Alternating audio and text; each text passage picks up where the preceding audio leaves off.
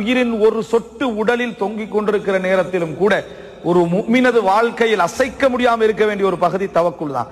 அதை உங்களால மட்டும்தான் பார்க்கலாம், சூழ உள்ளவர்களால பார்க்க முடியாது. அந்த தவக்குல் விளக்கம் இல்லை என்றால், அந்த ஈமானிய புரிதல் இல்லை என்றா, பக்கத்தில் உள்ளவன் நீங்க அநியாயமா என்ன செய்றீங்க, உங்களை அழிச்சுக்கொள்ள போறீங்கன்னு தான் நினைப்பான். ஆனா உங்களுக்கு மட்டும்தான் விளங்கு, இல்ல நான் சரியான பாதையில தான் என்ன செய்யறேன், நான் இருக்கிறேன் என்பதை புரியும். அப்ப அந்த இடத்துல அல்லாஹ் ரப்புல் ஆலமீன் மூசா அலைஹிஸ்ஸலாத்துக்கு அந்த தடியை வச்சு அடிங்கன்னு சொல்றான்.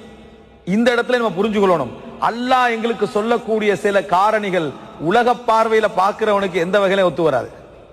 இப்ப தடியால அடிங்கன்னு சொன்ன நேம்ல இந்த தடியால அடிக்கிறதான்னு மூசா அலைஹிஸ்ஸலாம் கேட்கல. இவ்வளவு பெரிய கடல் இந்த தடியால அடிச்சு இது என்ன செய்ய போது கேட்கல. ஏண்டா தடியால அடிங்கன்றது ஒரு காரணி. ரப்பு இந்த உலகத்துல எந்த உதவிக்கும் ஒரு காரணத்தை தருவான். அந்த காரணம் எமது பார்வையில பலகீனமா இருக்கும், மிச்சம் வீக்கா இருக்கும், அதால ஒன்றுமே செய்யலாம இருக்கும். ஆனா அதை செய்யுங்கன்னு சொல்லுவான்ல, அதை செய்யுங்கன்னு அந்த காரணத்தினூடாக கடலே பிளக்கும்.